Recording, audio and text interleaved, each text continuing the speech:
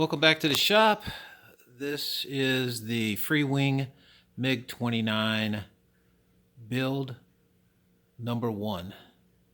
Someone asked me on Facebook what I was doing. So last week I basically went through and stripped the paint off my MIG-29 from Motion RC made by Freewing.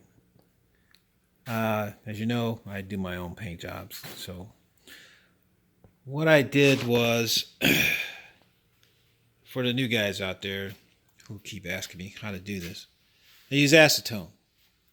Acetone will not eat the foam. Acetone will damage any plastic part, including hinges on a plane. So keep acetone away from the hinges and anything plastic, particularly your canopy. How do I take acetone to get the paint off? You can use a multiple ways. You can pour it in a can and dip it in rags and get it soaping wet and lay it on a plane and for a minute, and then it'll just peel it off, and then you can just start rubbing and it'll come off. The other way is I use these fine steel wool for the harder parts that won't come off due to the fact the factory paints heavy at certain areas on the plane than others, or there may be 2 layers of paint of something. Like on the exhaust cones, I found there was 2 layers of paint on it, silver and a gray, or gray and a darker gray. So that also, what I do is I use a brush sometimes to get into the tighter areas or in corners where the paint doesn't come off easy. You can also use these little scrunch pads. No big deal. One of these things should get the paint off your part.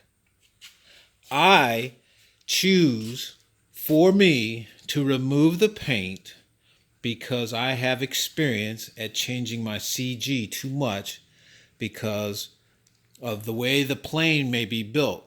Like the CG changed a lot on the white one at the top because of the body was extra long, too much paint in the back, and CG changed. Well, now I don't do that. Clean it off, put some Minwax. Now the other thing we do after we get the paint off and you fix any of the little dings, before I do the Minwax, let me show you this. I don't even know if you can. Yeah, you can still get this stuff. Foam finish, it works. All right, so I take this foam finish and I put it on. It's like, any putty, whatever. You can manipulate it, dry it, and then you can sand it to fill any dings or holes or anything like that, and you'll be fine.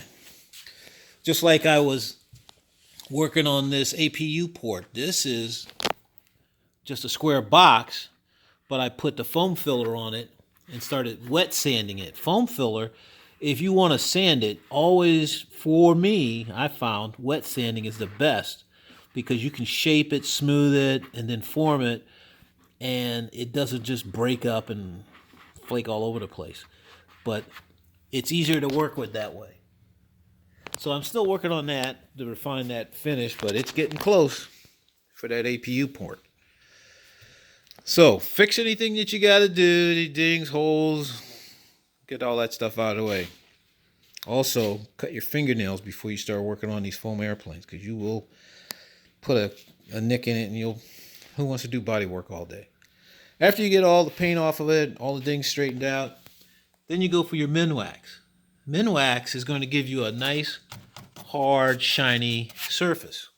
If you put 2 coats on here, 2 to 6 coats on here, you're going to have something that's almost going to be like a fiberglass plane.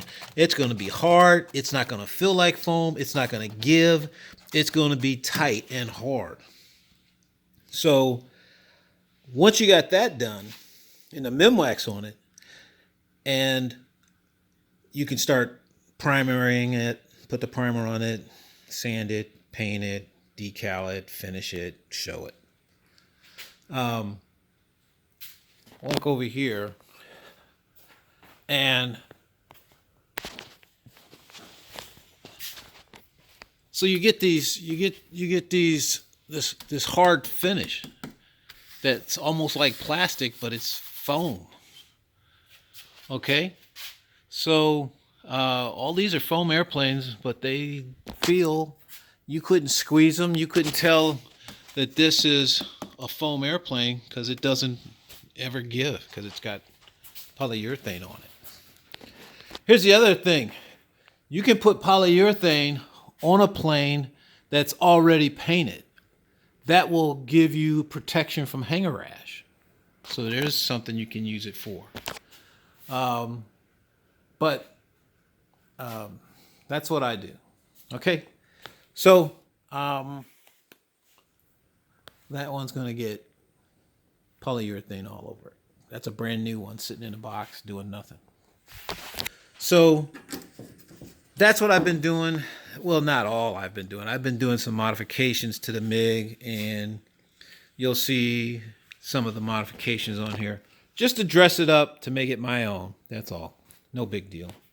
Everybody's trying to make their plane, after they fly them and everything, they're trying to make it their own. And I'm just trying to make it my own, so that I know which plane it is in the sky or on the flight line, because it's going to look different.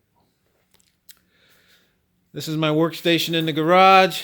If you're ever going to be doing this kind of work, music, internet, movies, and Facebook.